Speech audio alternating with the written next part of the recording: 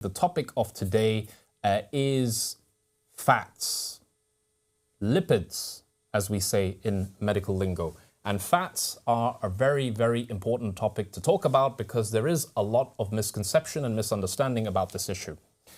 Fats are, of course, one of 3 macronutrients that we have to eat as human beings in order to thrive and have healthy lives. We, of course, have the carbohydrates. We all know what they are. Rice, bread, these things are popping up, pizzas, donuts, things that are composed of sugar molecules connected together, and these are called carbohydrates, and of course potatoes and things like this, and this makes up a portion or 1/3 of this trio of macronutrients. Then of course we have proteins, and the first thing we think about is meat, fish, eggs, etc. Proteins are a very important part of our diet. And the third group really is the most misunderstood of them all, and I wanted to focus on it, and that is the group of lipids. Lipids or fats. Now, first off, let's talk about what is a healthy fat and what is an unhealthy fat, Alia, because this is a question that there is a lot of confusion on in terms of just the layperson, but also there are a lot of doctors who are not really clear about this. I think it's interesting you're calling it a misunderstood group. Yes. Well, it is because people think fats are inherently bad, and actually they're incredibly, incredibly important, the right kinds of fats. We have all kinds of terms thrown around. We have cholesterol. We have saturated fat, unsaturated fat, polyunsaturated fat, LDL, low-density lipoprotein, HDL, and so on and so forth, and the list goes on. Well, let's try and keep it as simple as possible. I have 5 minutes, so I shall be as precise as I can be. You need fats in your life. The brain is made up of, the large portion of the brain is made up of fat. Oh, and wow. those people who, and by the way, something very interesting happened, a sociological phenomenon, which is where when this low-fat fad came into our culture, which was probably around the late 80s, early 90s and onwards, and everything was about low-fat yogurt, low-fat this, low-fat that. It was the craze, and it's still there. We are still seeing it in this day and age. It was exactly at this time that we noticed the epidemic time bomb of the metabolic disease really, really explode in its full horror. Interesting. Because what happened, Alia, is when they made it low fat, they replaced that fat with, guess what? Simple carbohydrates. In other words, sugars.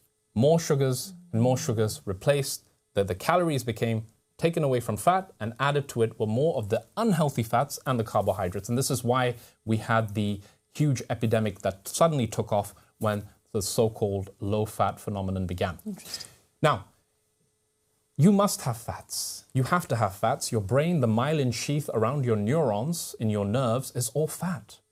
DHA omega-3 fatty acids, which I am a huge proponent of, that I am constantly harping on about in our community and emphasizing its importance, is of course these omega-3 fatty acids.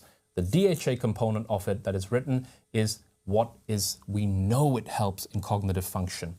If you are somebody who is staying away from all fats, and there are some types of fats to stay away from, let's briefly mention them. These are oftentimes called the saturated fats. However, coconut oil, extra virgin coconut oil, is a saturated fat, but it's good for you. Taken on a regular basis, a teaspoon, a tablespoon a day, it's actually very good for you. It's really these processed fats that have with them sugar attached. These are the bad guys, what we call the very low density lipoproteins, or LDL fats. These are basically fats that have sugar attached to them. Imagine peanut butter, right? Organic peanut butter is actually good for you. It's rich in omega-6 fatty acids. But if you put a load of pasteurized, treated honey on top of it and then eat that peanut butter, guess what? It becomes the bad kind of fat because now there is sugar attached to it. Or so it's exactly. So it's these lipid-based molecules that have sugar attached to them. And it's really the sugar that is the problem and not so much the fat. Actually, people who I know personally who have said that they used to have this brain fog, and when they started eating the healthy kinds of fats, the brain fog went away. And surprise, surprise, the brain is basically fatty tissue. Now, what kind of fats were they eating? They were eating extra virgin coconut oil. They were eating extra virgin olive oil. These two things, especially olive oil, which has huge spiritual, religious kind of connotations in it, and they're mentioned in the Quran. There is a surah called Surah Tin, and which means the fig, and in it God swears by the tin wa zaytun, the fig and the olive. Wow. And of course, we know the spiritual significance of olive. And this is actually the one I want people to really hone in on. I want you to make olive oil, extra virgin olive oil, a staple in your diet. If you have to choose one type of oil or healthy fat to take, make it this one. Because it is a monounsaturated type of fat. It comes under this group. And unsaturated is usually good. The trans fats that are used to cook fries and to cook pizzas and to make these processed foods, these are usually the bad kinds of fats that we visualize when we see an artery that has a big clot or a clog in it. That's the bad kind of fat that causes inflammation in the body, that causes inflammation in the liver. Actually, the liver, now the biggest cause of liver cirrhosis is what we call fatty liver disease. It's overtaken alcohol in terms of the causes for liver failure. So the good fats, let's focus on those now. I think we can all imagine fries being cooked in this oil. Makes sense. I said extra virgin coconut oil, extra virgin olive oil. What does this mean? This is basically the best kind of preparation that preserves the most kinds of healthy compounds. What are those healthy compounds? Polyphenols, antioxidants, and you name it. This is because it is made through a minimally treated process. There is no heating or chemicals involved. It's a mechanical extraction.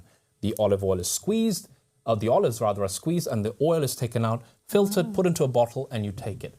This is the type of fat I want people to take. I want people to take almond oil. I want people to take extra virgin coconut oil on a routine basis. I want people to really increase their understanding of what it is.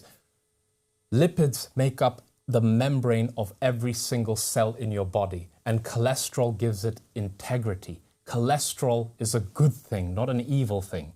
There are certain types of butters that have been maligned, but guess what? Ghee is one of the healthiest fats that you can eat. Wow, I would highly recommend ghee to have. Absolutely. One of the top-notch things.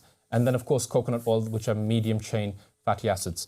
I think we have run out of time. It was so fascinating. I wish I could hear you. If I could, I would, and maybe I'll finish this discussion on lipids. I hope I've whet the appetite, no pun intended, but I hope that people are interested in fats, and we can finish off, inshallah, when we return on Monday. Alia. Let's do that. Let's talk about this further. I can't wait to hear more about it. Thank you very much, Dr. Irfan. Thank you to everyone for tuning in this week. We'll see you again on Sunday. So stay tuned for that. And until then, Assalamu alaikum wa rahmatullahi wa barakatuh.